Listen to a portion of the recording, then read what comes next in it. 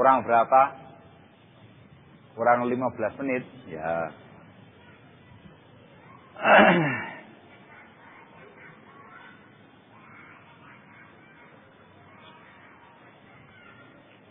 Masya Allah. Pertanyaannya ini luar biasa. Bagaimana menyikapi datangnya imigran ilegal Cina yang dicurigai sebagai pencetus? Masya Allah. Wah. Ini harus membaca berita lagi ya. Jawaban yang pertama, harus ada bukti nyata, bukti yang valid. Apakah betul-betul terbukti secara data yang konkret, jelas, dipercaya adanya isu ini terkait dengan imigran ilegal dari Cina. Ini yang pertama ya kan, coba.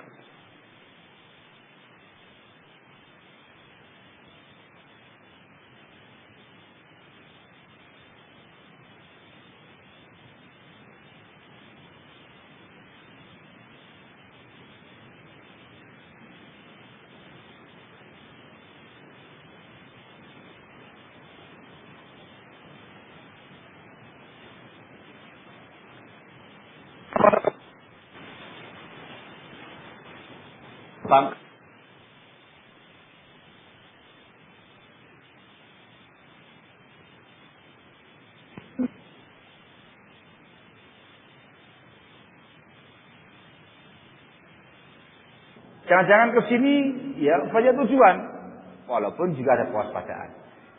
Ini semuanya harus dengan bukti yang nyata, bukti yang valid, bukan mengatakan isunya konon cerita, kata fulan, kata alan, kata koran ini, kata koran itu. Anda harus dengan nyata, valid dan segala macamnya. Namun di zaman-zaman seperti sekarang ini, barakallahu fikum, tetap harus adanya kewaspadaan. Yang berikutnya, ketika terbukti di lapangan, antum punya bukti valid, data lengkap yang nyata, yang betul bisa dipertanggungjawabkan terkait dengan itu semua, dan betul untuk tujuannya semacam itu, maka langkah antum ialah harus melaporkannya kepada pihak yang berwajib. Ini semua bukan urusan Anda, tapi wewenangnya pemerintah. Masyarakat hanya memberikan masukan-masukan, informasi-informasi yang terpercaya kepada instansi yang terkait. Laporkan aja, entah kepada pemerintah sipil atau kepada pemerintah militer. Barakallah. Kalau misalnya ya, lalu kemudian ada kewaspadaan, hati-hati. Tapi kalau ada isu, ada isu di kalangan masyarakat Indonesia Raya, pemerintah akan mendatangkan tenaga kerja dari luar negeri sana, jumlahnya mencapai 10 juta dan segala macamnya. Wah, ini berarti maka. Itu bukan analisa ilmiahnya kaum muslimin. Semua harus dibuktikan dulu. Ya apa? Betul apa tidak ada kabar semacam itu? Jangan-jangan bahwa saya 10 juta semua di Jakarta, tenggelam Jakartanya ya Pak. Allah musta'an. Ini bukan berarti meniadakan. Hanya dikaji terlebih dahulu, kaji. Terus kalau betul datang kemari untuk apa?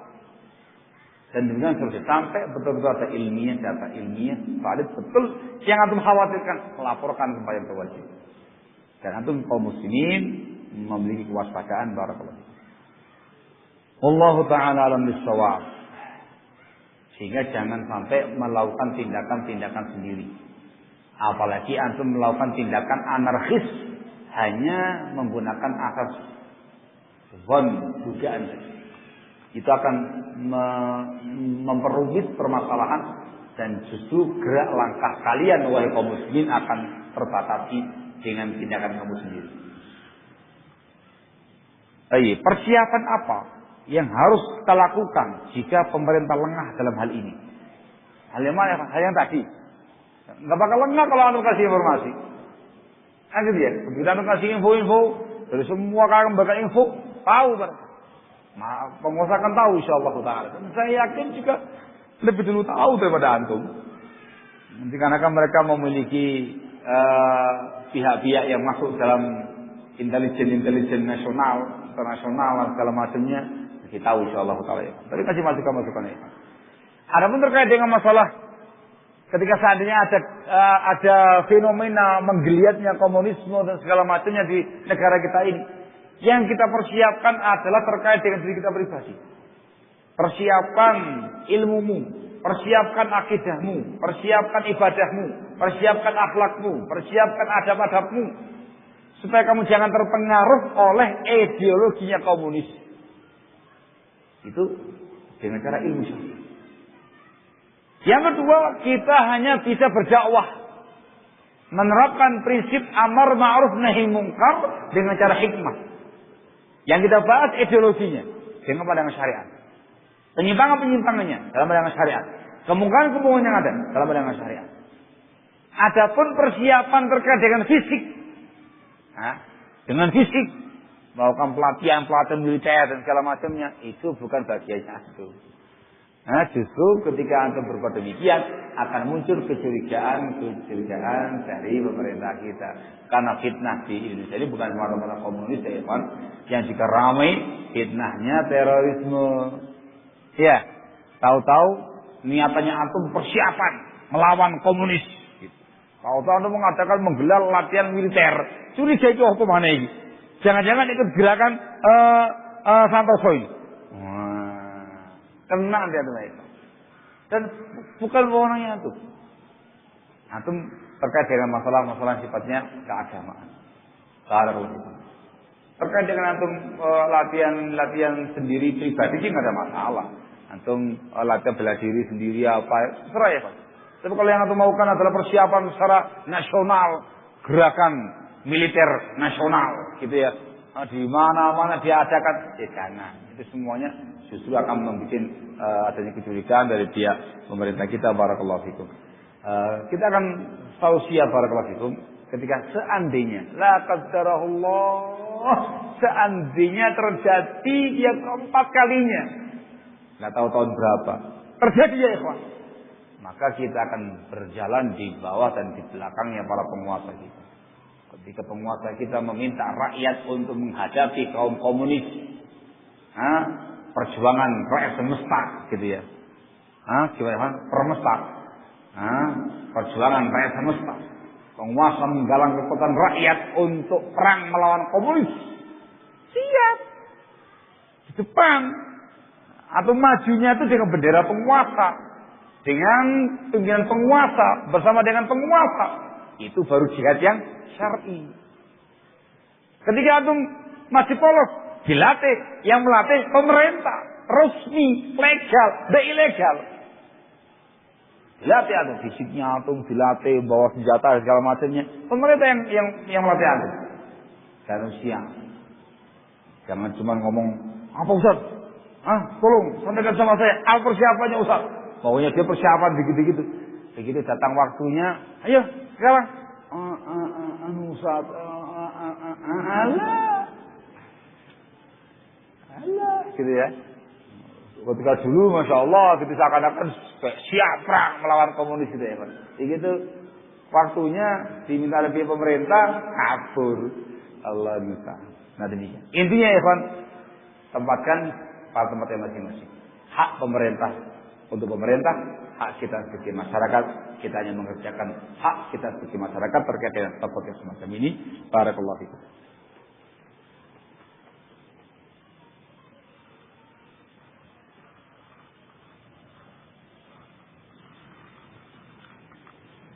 Masya Allah.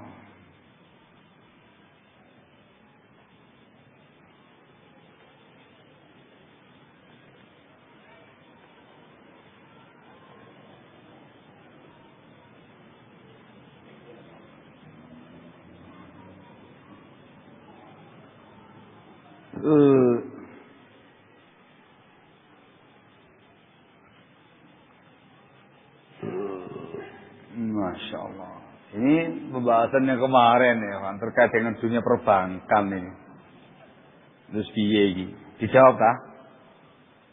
Oh, lagi kenceng bahas komunis dunia perbankan.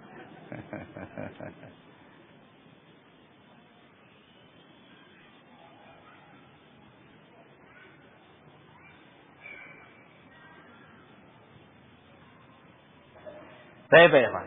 Ini terkait dengan masalah khawarij. Pada nanti pada asar ya, terkait dengan masalah bom bunuh diri. Tapi apa? Afwan, saya bertanya mengenai syubhatnya orang khawarij. Mereka mengatakan bahwasanya mereka menyerang dan membunuh orang kufar karena seperti yang dicontohkan Nabi kita Muhammad SAW, yang ketika sudah hijrah ke Madinah, Nabi dan para sahabat berniat menyerang kafilah dagangnya Abu Sufyan. Selain itu, peristiwa ketika Nabi dan para sahabat menyerang Yahudi Bani Khaybar, yang mana mereka tidak sedang memerangi Nabi dan para sahabat. Oleh karena peristiwa tersebut, mereka para khawarij membolehkan untuk menyerang kaum kufar. Mohon bimbingannya. Sebelum saya jawab, tolong antum sadar dulu dari mimpinya. Ya, terjaga dulu. Jangan lagi mimpi, bayangkan Santoso seorang Nabi, kami para sahabat. Sadar dulu ya. Sadar? Antum jawab nyata ya kan? Di Al-Ukhuwah Bandung ini ya kan? Sudah? Ya jauh beda ya. Kalau yang dulu dikerjakan Rasulullah SAW, ketika itu sudah ada daulah Islamiyah di kota Madinah. Rasul sebagai khalifahnya, sebagai pemimpinnya, para sahabat sebagai masyarakatnya. Sementara antum ini presiden bukan, yang lain bukan. Antum ini swasta. Lanjut. Argumentasi ini cocok kalau yang melakukannya adalah kepala negara beserta dengan aparat militernya. Lanjut. Misalkan Pak Presiden, barakallahu fikum, memerintahkan kepada Panglima TNI, Panglima Polri dan segala macamnya, siapkan pasukan, kita hadang musuh di depan sana itu. Musuh Islam, musuh negara, ya berangkat. Yang berangkat siapa ini? Bukan antum, atau nggak dipanggil. Yang berangkat yang TNI, Angkatan Darat, Angkatan Udara, Angkatan Lautnya, yang Brimobnya, yang segala macamnya dari mereka yang berangkat menghadang kafilah-kafilahnya orang-orang kafir tadi. Itu sah. Negara yang melakukannya, penguasa yang melakukannya. Sementara antum ini siapa? Ilegal. Barakallahu fikum. Antum akan bisa berbuat demikian ketika pihak penguasa tadi, barakallahu fikum, meminta masyarakat untuk ikut andil. Disebut dengan istinfar. Dalam ilmu jihad, ilmu ahkamul jihad namanya istinfar. Diminta untuk ikut andil. Ya Allah, masyarakat Bandung semuanya. Perempuan nggak usah, anak-anak nggak usah. Maksudnya yang bisa untuk ikut perang. Masyarakat Bandung semua bergerak bersama dengan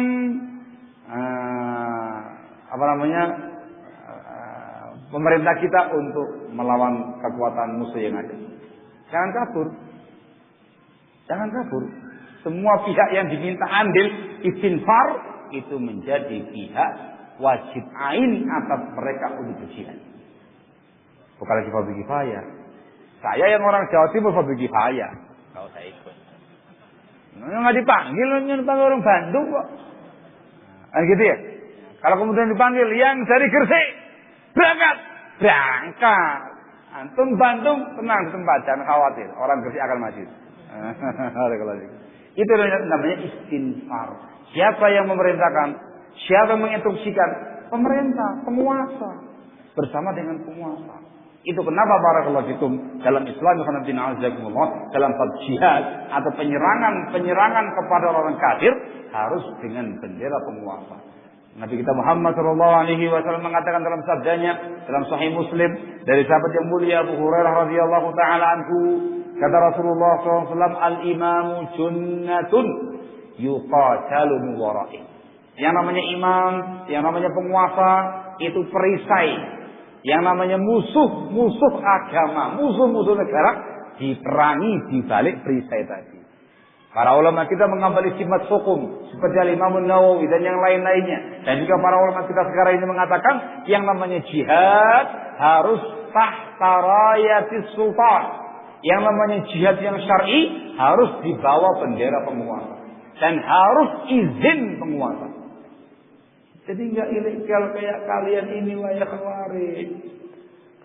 Di sini kenapa Nabi kita Muhammad SAW, mohon maaf sedikit ya.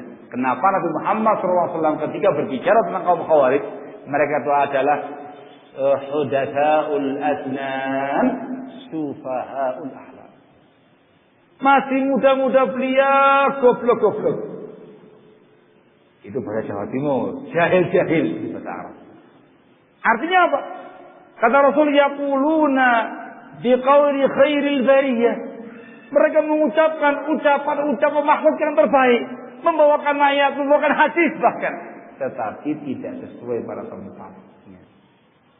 Dulu dan sampai sekarang mereka berhujjah dengan ayat Allah Subhanahu wa taala, inil hukmu illa lillah, inil hukmu illa lillah. Tidak ada hukum kecuali hukum Allah. Bawa mushaf diangkat tinggi-tinggi, inil hukmu illa lillah, mengkafirkan penguasa yang ada dikarenakan tidak berhukum dengan hukumnya Allah Azza.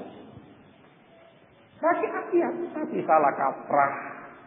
Sama kayak tadi itu, saya sedang berjuang sebagaimana Rasul. Bayangannya pimpinannya kayak Rasul, anak buahnya kayak para sahabat, menghadang polisi dan segala macamnya. Katanya kayak kafilah dagang Abu Sufyan. Itu namanya mimpi. Tolong jangan jalan waktu di sini. Sadar, jangan bermimpi. Barakallahu fikum. Nah, juga terkait dengan masalah orang-orang Yahudi Bani Khaybar, Bani Nadir yang ke Khaybar. Itu langsung diperangi oleh Rasulullah SAW dikarenakan mereka kufar, dan perangnya adalah perang hujum, namanya jihadul hujum, perang jihad dalam bentuk menyerang kaum kufar. Itu diperbolehkan dikarenakan beliau seorang penguasa bersama dengan masyarakat. Intinya ini semua dalilnya ditujukan untuk penguasa muslimin dan masyarakatnya, bukan ditujukan kepada swasta. Allah Ta'ala a'lamu bis-shawab. Ya, apa lagi? Lanjut, apa sudah?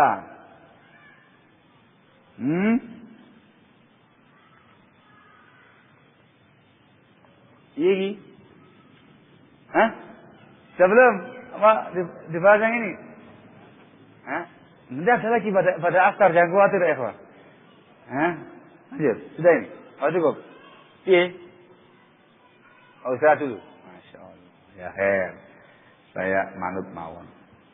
Jadi, karena sudah diminta istirahat, insya Allah pertanyaan lanjutan akan dijawab insya Allah nanti setelah asar. Tema asar nanti bukan lagi membahas masalah komunis yang kita bahas pada asar nanti tentang masalah bunuh diri. Masya Allah. Nah, gitu ya. Bunuh diri. Barakallahu fikum. Sementara cukup.